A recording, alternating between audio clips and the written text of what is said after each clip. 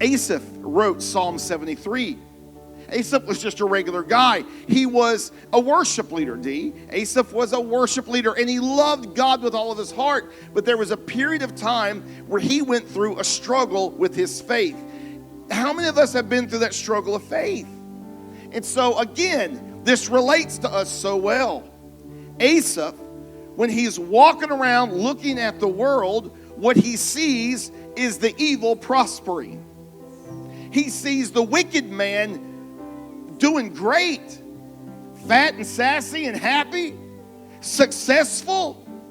And then he himself, as a righteous man, as someone who's trying to live pure in an impure world, someone who's trying to be holy when he's surrounded by unholiness, he's struggling. And so this bothers Asaph. And so he's looking around, he's seeing all the wicked prosper, he's seeing the people get away with crimes and get away with things they shouldn't get away with, and Asaph is like, where's the vengeance of God? Where's my prospering? What about me? I'm trying here, I'm living the best I can. What about me? And so he goes through this time of life where he is struggling. His soul turns sour on the inside. He begins to question constantly all these things. And so he finds himself becoming sullen. He finds himself becoming angry. And so here's this man who loves God genuinely, but he's so consumed by these questions. He starts to even doubt if righteousness is even worth it. If purity is even worth it. I mean, look at Psalm 73, verse 13. Surely in vain I've kept my heart pure and washed my hands in innocence. I've done this for what?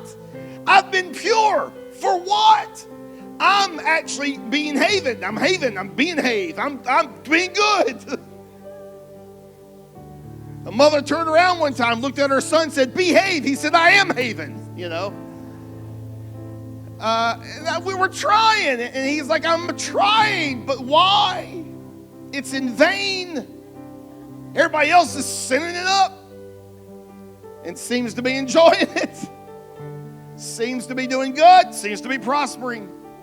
Have you ever been there?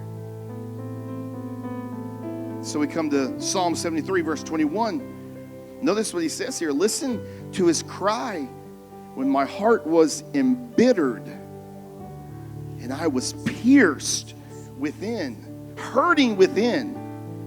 Then I was senseless and ignorant. I was like a beast before you. Go back and read verses 1 through 20. I encourage you to read all of Psalm 73. It's a beautiful psalm. And then when you read it, you can kind of understand.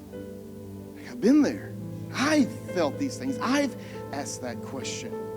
And so Asaph is saying, I don't know what to do. I'm becoming more and more agitated. The more I look at the world, the more I see the success of the wicked, the more I'm trying to be holy and I'm becoming agitated. He's getting angry. Have questions ever possessed your mind in such a way that all you do, you wake up thinking about it, you go to bed thinking about things, and it just gets to the point where you feel like you're about to lose your mind? That's where Asaph was. He can't stop thinking about this. It's consuming him. He says, I'm becoming senseless. I'm going out of my mind. Like, what's going on? Why aren't you doing something? So it became a very dark night of the soul of Asaph. A man who loves God but is now questioning. His faith is now being crowded out by doubt and uncertainty and questions. The once faith-filled man now finds himself sullen, angry. He's not as close to God as he was. He's kind of drawing back now, like, I don't know. Is righteousness even worth it? Is purity all in vain? What do I do? But in this place of darkness, in this place of confusion, in this place of questioning, Asaph makes this incredible statement of faith in verse 23. Nevertheless, I am continually with you. It amazes me how a holy God looks down on unholy man in our worst states, in our moments where we're like Asaph, where we're questioning even him, and darkness seems to be crowding our lives, and yet God doesn't push us away. God doesn't say, I'm going to need you to get it together and don't come back to me until you do. He doesn't do that. Asaph says, even in this moment of pure doubt and questioning and agitation, still I am with you.